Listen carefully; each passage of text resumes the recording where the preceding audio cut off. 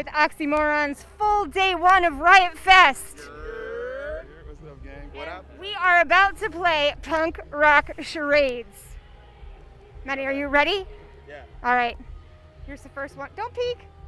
All right. Ready? Go. Gotta watch him act it out. All right, so. What? Whip? Nay? Nope. Wash your whip. And then. Second word is short. Whip. I can't say anything, right? Here we go. Whip You got it. You got it. There we go. Whip It by Devo. There we go. These are all Riot Fest bands, and I guarantee you will hear some Whip It. Oh, God. Okay. You can't even talk. Sorry. 10 Plus 6 equals? 16. Uh-huh. 16 candles? 16 shots. 16 shots by Vic Menson. Nice job. You are good at this, Maddie. Last we one. leave with our strongest foot. Last one. What do we got? Spit. Uh-huh. Spit, fire, spit. So spit's the second word. No, it's the first word. First word.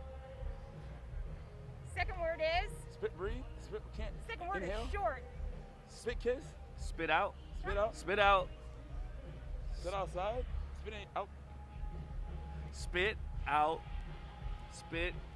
Spit and out. Spit it out. Spit It Out by Slipknot. Nice job. You guys are really good at this. See, you were all worried. You're right. You thought I was going to trick you. I'm not going to trick you. And it's only three of us. Our other brother, D. We're four He's people. a library. He's a library. Yeah, he's letting his vocals rest. But we're right here. We're killing it. We probably gotta let him do that. You are. So the last time I had the pleasure of talking to Oxymorons was Warped Tour. Back in the old days. In the before time. BC. Yes, before COVID. What have y'all been doing since then to keep moving forward? Because man, this has been 2020 took us for I one. can say right off the bat that the first thing it did is once the world shut down, we decided to be proactive rather than reactive. Yeah. So we really just we kept our bubble really tight and we just kept our heads down and just kept making music and being creative and working in the capacity that we were able to work at as hard as we could. Yeah, we treated COVID as just a bank space to just focus on, to tunnel in on your dream. Mm-hmm. So all we did was work on music, create visuals, and just keep going. It didn't stop. Everyone else thought that this was like a time to vacation. No, this is a time to work harder. Yep. Yeah. And that's what we did. Yep. And we were able to do logistical things, solidify new management, new booking, and just a stronger core, a stronger team.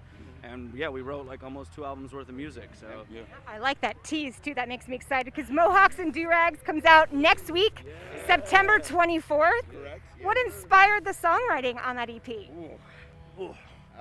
Everyone goes, oof, how come? It's a lot. It's a lot that inspired the songwriting. A huge part of our narrative is being a black and brown rock band in a very white-dominated space, not having doors open for us that are open for our white counterparts in easier ways.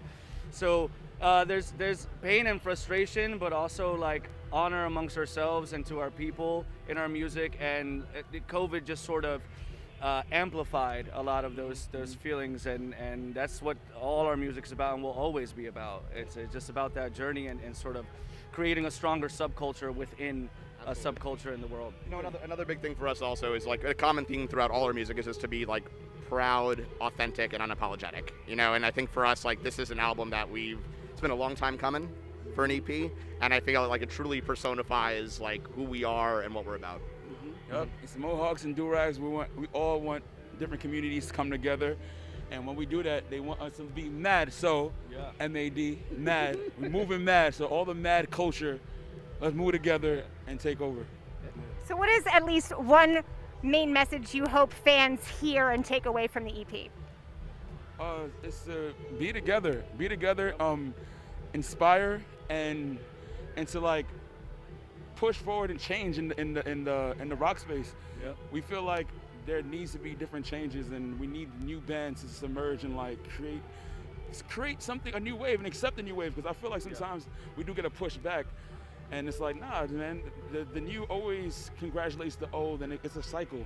Allow it to spin. The powers that be will always make an effort to keep us divided instead of together, and we have so much more in common than is led to be known. Yeah. That's why it's called Mohawks and Durags. It's two very juxtaposing, celebrations of opposite cultures coming together, and we just hope people get that and really like unity for real. Like it goes a long way. I love that. So you did tease that you've got a lot of songwriting that you've been doing. You've also been working with the 333 Records crew label. Please tease me a little bit and say how much, or even hint that you've been working with the master Jason Allen Butler. Directly. Okay. Jason executive produced this EP and the next album we're working on with one of his main producers. Shout out Zach Jones. There may or may not be a feature of him. Maybe. Who knows? Thank you. He might show up on a record. We'll see what happens. So you're saying there's a chance? There's a chance. Yes. You can manifest it if you try hard enough. Yeah. I think I just did. If everyone does the spirit bomb, exactly. then Jason will appear on a record. Nice. Yeah, exactly. Nice. I mean, Jason always smashes it live. How does it feel to play live right now? Kind of like, I can't say post-COVID because the pandemic is still going on. We're all wearing masks to talk to each other. So I'm not going to pretend that it's over because it's not. But what does it feel like playing live right now? Fantastic. I'm not even gonna front right now. Like so much. I like the first thing that happened when COVID hit is like my studio space that I usually play drums in kind of closed down. So I bought an electronic kit just to like keep my, fingers flowing, and still practice. But there's nothing like beating the shit out of some drums on stage in front of everybody. the day lockdown happened, we had a show and it got canceled. Yeah. So we've been waiting. We've been itching for years, it. like We've it's been been itching. 2 years, Pretty much. and now we're back. And like to see smiling faces, because we did some virtual shows, but it ain't the same. You get to actually see people and like touch the crowd and like get emotion back. Nothing like it. And And we're it's so happy great for to that. be able to play during what feels like kind of a renaissance for live music. It was something that was taken away. We all took that shit for granted. And now it's like it's somewhat back. We're working through it, and obviously it's going to be a little different. It's going to look different than it used to, but it's nice to just be part of that with everybody else and just like be part of it, live in the now, because this shit is, this is history. Like literally, this is history. It's beautiful. And for God's sakes, we miss live music so much. Please wear your masks. Please wear your masks so we can keep listening to live music. Be healthy. Yes. Eat your vegetables. Do you feel eat your vegetables? That's good advice too. Do you feel that there's anything else venues can do to make you feel safer? Do you feel like this is good right now until we hear anything else? Obviously, right now it varies per state on what's allowed, but everyone get the vaccine. Just like continue to be safe, continue to social distance, and the more that we get back to that type of norm, then we can get more norms like this, where we can feel comfortable being in spaces. Mask up. Protect yourself. It's simple. Protect yourself. Be sanitary. Wash your hands. Imagine that. Just wash your damn hands. Wash your hands. Hang out with people, and then like go back and live your beautiful lives. So you guys are currently touring with Anti-Flag, who I love, and then next up is Neck Deep. I love the bands you all end up touring with because it's such an eclectic collection. I mean, I could kind of see those two bands playing together, maybe, other than Warped Tour, of course. I feel like that's got such an open genre. But that's the beauty of Oxymorrons. Absolutely, that's what I was getting to. Yeah, having the duality between us, we allow the two worlds to come in and like have fun and be like, hey, we can all hang out together. Absolutely. Imagine an album with all of us on it. Nah, maybe not. Imagine all the people. Oh yes. Oh yes. Yes. Easter eggs. Exactly. Blatant. Never mind. So you mentioned earlier how much representation matters. How else are you using your platform to help bring about change? We're putting Either representation in general or other specific causes. Yeah, I mean, well, Dee, what our other lead singer runs a nonprofit for mental health, and we do a lot of work in the mental health community, especially for people of color. It's a resource that we don't have a lot of access to. That's also stigmatized in our own communities.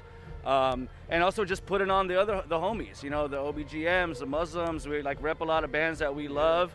And through Jason, and we also start talking about and sharing music and artists and bands that we feel need to be seen, and just using the little bit of pull we got that blue verified check and whatever all that shit means, you know, trying to use it to like just continue to elevate people like ourselves, because we hope that we're one of the last bands that kind of has to go down this road in the rock space and be somewhat punished for just having different skin tones, you know. We will change that. That will be changed, promise. Yeah, you know, we talk about this all the time, but our mere existence is controversial to begin with, you know, and we're hopefully to be, again, the last band that has to be looked at in that sense, you know. In this way.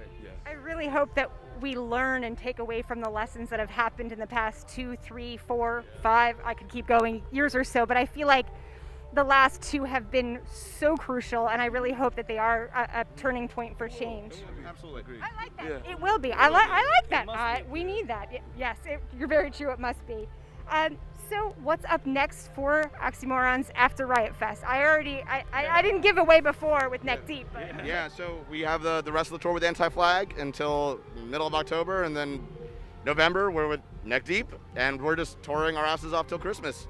Obviously, the Mohawks and Durags EP Next is coming week? up. It's coming out next week. Comes Yeah. out next week. Friday. I don't know if this is gonna be out before next week, but I'm gonna make it happen.